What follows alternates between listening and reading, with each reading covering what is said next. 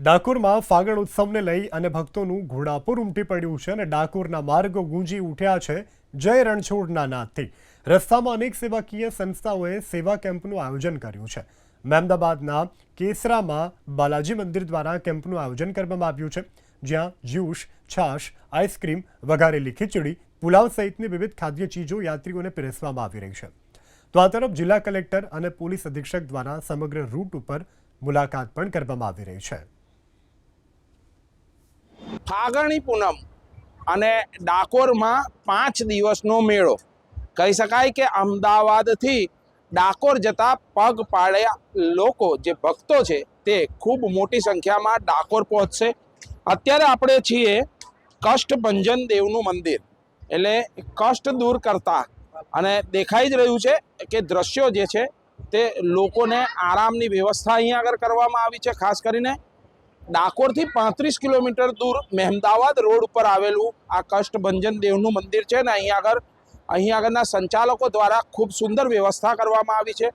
જે અહીં આગળ જે પગપાળા જે યાત્રિકો ડાકોર પહોંચવા માટે નીકળેલા છે તેમની પૂરતી આરામની વ્યવસ્થા, સાથે સાથે તેમની નાસ્તાની, ભોજનની વ્યવસ્થા સાથેની અહીં આગળ જે આયોજન છે તે કરવામાં આવી રહ્યું છે। ઘણા વર્ષોથી આ આયોજન અહીં આગળ થાય છે, એટલે કહી શકાય કે અહીં આગળના જે સંચાલકો છે તેમની સાથે વાત કરવાનો આપણે પ્રયત્ન કરીશું, કારણ કે તે લોકો આયોજન કરી રહ્યા છે, કઈ રીતનું આયોજન કરે છે, કેટલા વર્ષોથી આયોજન કરે છે તે એક મહત્વની બાબત છે। કારણ કે અહીં આગળ લાખોની સંખ્યામાં જ્યારે ભક્તો ડાકોર પગપાળા પહોંચતા હોય છે ત્યારે અહીં આગળના સંચાલકો કઈ કઈ સેવા આપે છે તેમની સાથે મળીને વાત કરીશું। શું નામ છે તમારું? મારું નામ મનીષ મહેતા છે। મનીષભાઈ, મને એ જણાવો કે કેટલા ટાઈમથી આ સેવા કેમ્પ તમારો ચાલુ છે? આ અમારું 7મું વર્ષ છે। અમે સતત 7 વર્ષથી આ સેવાનો લાભ આપી રહ્યા છીએ યાત્રિકોને, અને એ પણ રણછોડજીની કૃપા છે તો જ અમે સેવા કરી શકીએ છીએ।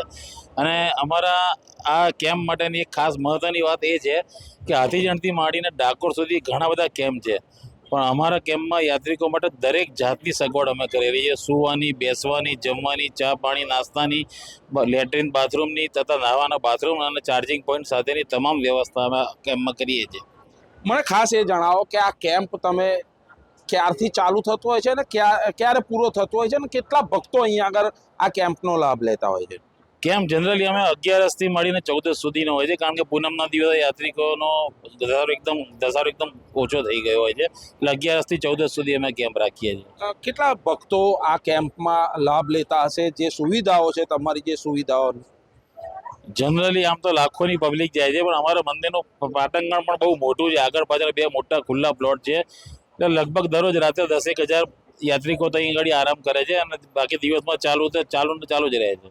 કહી શકાય કે કષ્ટભંજન દેવ આ લોકોનું કષ્ટ દૂર કરે છે, અહીં આગળ આવતા ભક્તોનું પણ કષ્ટ દૂર કરે તેવી પ્રાર્થના કરે। આપણી સાથે જે અહીં આગળના ટ્રસ્ટ છે તેના એક સંચાલક જોડાયા છે। શું નામ છે તમારું? જાગૃતિબેન મનીષભાઈ ત્રિવેદી, સમસ્ત બ્રહ્મ પરિવાર ટ્રસ્ટ। બેન, કઈ સુવિધાઓ હોય છે ને કેટલા લોકો લાભ લેતા હોય છે? અહીંયા નાવા ધોવાની સગવડ છે, મોબાઈલ ચાર્જરની સુવિધા છે, લોકો સૂઈ શકે છે, અને જમવાની વ્યવસ્થા છે, તમામ પ્રકારની વ્યવસ્થા અહીંયા કરેલી છે, અને લગભગ 10,000 પબ્લિક અહીંયા આરામ કરી શકે એવી વ્યવસ્થા છે। કહી શકાય કે 10,000 જેટલા પગપાળા જતા યાત્રિકોને અહીં આગળ પૂરેપૂરી આરામની વ્યવસ્થા, સાથે સાથે ચા, નાસ્તો, અને જે અત્યારે આધુનિક જમાનામાં જે વસ્તુની મહત્વ છે, જે વસ્તુની જરૂર પડે તેવી મોબાઈલ ચાર્જિંગની પણ અહીં આગળ વ્યવસ્થા કરવામાં આવે છે। કહી શકાય કે 11થી 14 સુધી અહીં આગળ જે આ કેમ્પ છે તે ચાલુ હોય છે, અને આ કેમ્પમાં લાખોની સંખ્યામાં ભાવિક ભક્તો લાભ લેતા હોય છે। જલ્પેશ પટેલ, ABP અસ્મિતા, મહેમદાવાદ।